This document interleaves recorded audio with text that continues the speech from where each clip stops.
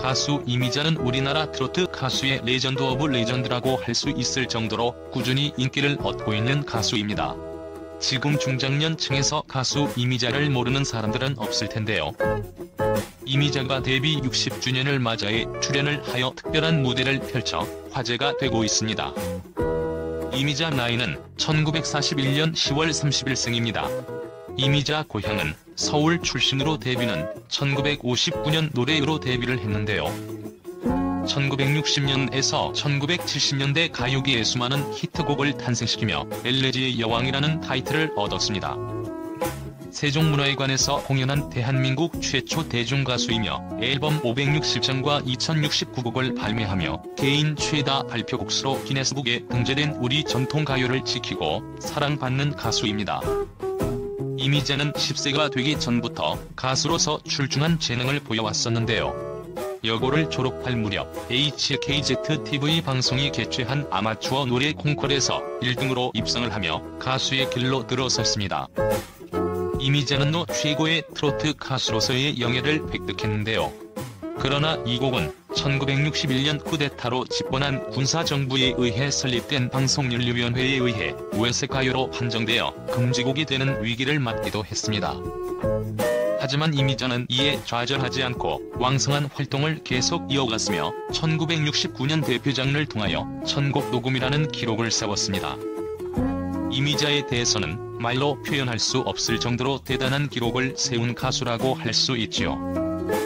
이미자는 1959년 19순정으로 데뷔를 하면서 큰 인기를 끌게 됩니다. 이미자 결혼은 연주자 정진흡과 1960년에 결혼식을 올리게 되는데요. 이미자 전진흡 사이에는 딸 정재현이 있습니다.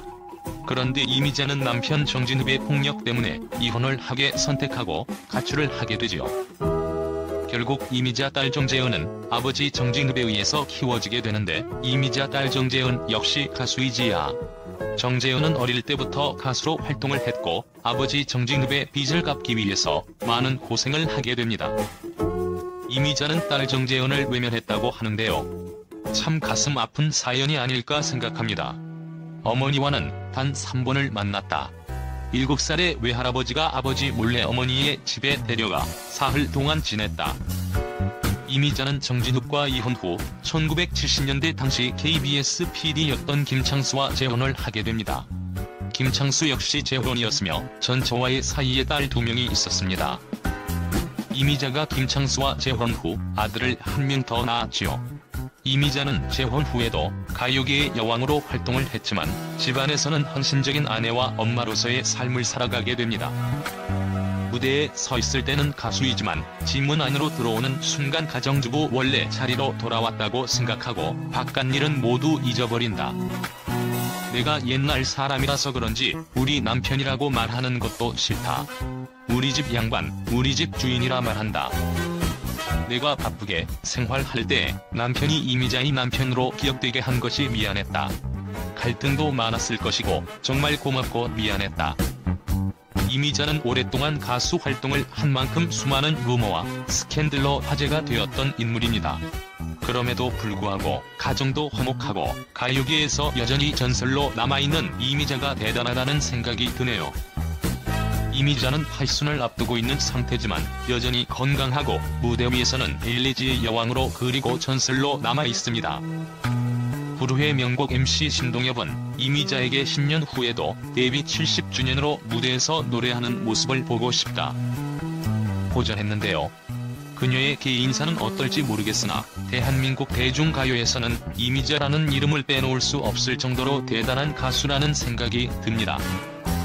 가수 이미자는 말 그대로 전설이다. 이미자를 모르는 부모 세대는 없을 정도로 대한민국 가요계에 살아있는 전설이라 해도 과언이 아닌 이가 바로 이미자다.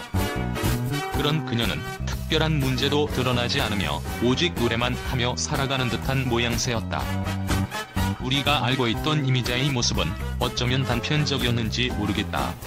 무려 10년 동안 악의적으로 세금을 텔루했다는 사실이 드러났기 때문이다. 이 논란은 몇 년 전부터 시작되었고 최근 최종 판결이 나서 이미자는 20억 가까운 종합소득세를 내야 하게 되었다. 이미자가 종합소득세를 단순히 과소신고하는 데 그치지 않고 적극적인 은닉 행위로 반포 세무서의 조세 부과와 징수를 현저하게 곤란하게 했다. 매니저 말만 믿고 문제가 없을 줄 알았다고 하는 건 납득하기 어렵다. 이 행위에 대해 사기 혹은 그 밖의 부정한 행위, 부당한 방법으로 장기부과 제척기간과 부정과소신고 가산세를 적용한 처분은 적법하다. 재판부는 이미자의 세금 탈루 혐의와 관련해 세무서의 종합소득세 부과가 정당하다고 판결했다. 이미자가 실수로 잘못해 과소신고한 것이 아니라 적극적으로 은닉했다고 봤다. 매니저 말만 믿고 모든 일을 맡겼다는 주장을 이해하기 어렵다고 봤다. 더 나아가 세금 탈루 정도가 아니라 이미자 측의 사기나 그 밖의 부정한 행위와 부당한 방법을 동원했다는 판결을 내렸다. 이는 심각한 수준의 세금 탈루 범죄였다는 의미다. 서울행정법원은 이 사건은 무척이나 심각하게 봤다는 점에서 이미자에 대한 신뢰도는 급락할 수밖에 없게 되었다. 매니저를 실행에 시키는 대로 했을 뿐이다. 탈법이 있었다는 사실은 몰랐다. 이미자 측은 반포 세무서의 19억 원대 종합소득세와 관련해 자신들은 전혀 몰랐다고 주장했다. 그저 사망한 매니저가 시키는 대로 했을 뿐 탈법인지도 몰랐다는 주장이었다. 매니저의 의지에 모든 것을 맡겼다면 그랬을 수도 있다. 실제 믿었던 매니저에게 사기를 당하던 이들도 많으니 말이다. 그렇게 보기 어려운 과정들이 문제다. 2006년부터 2015년까지 콘서트 개최로 벌어들인 수익금은 이미자가 아닌 매니저 권씨 명의 통장으로 들어갔다. 입금된 돈을 이미자에게 현금으로 전달했다고 한다. 돈을 건네 받은 이미자는 남편이나 아들의 계좌에 넣는 방식 등으로 10년간 무려 44억 5천여만 원을 탈루했다고 봤다. 매니저가 왜 시키지도 않았는데 이런 복잡한 방식으로 이미자에게 돈을 건넸을까? 개인적으로 빼돌리려고 한 것도 아니고 이미자에게 현금으로 전달을 해왔다면 이는 조직적 범죄라고 볼 수밖에 없다. 10년 동안 일상적으로 이루어진 부정한 행위라는 재판부의 판결이 자연스럽게 다가온다. 이번 재판은 반포 세무서가 이씨에게 19억 9천여만 원의 종합소득세를 경정고지했었다. 이에 대해 이씨는 이 가운데 2006에서 2010년 기속 종합소득세 9억 7천여만 원은 5년의 과세 가능 기간이 지났다는 이유를 들었다. 2011에서 2014년 부정과소신고 가산세 중 1억 4천여만 원의 경우는 일반 과소신고 가산세가 적용돼야 한다는 이유로 각각 취소해달라고 국세청 심사를 청구했었다.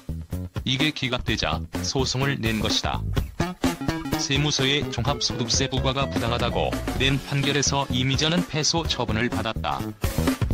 단순한 패소가 아니라 사기에 해당하는 범죄를 저질렀다는 판결이 나면서 평생을 쌓은 이미자라는 이미지에 먹칠을 하고 말았다.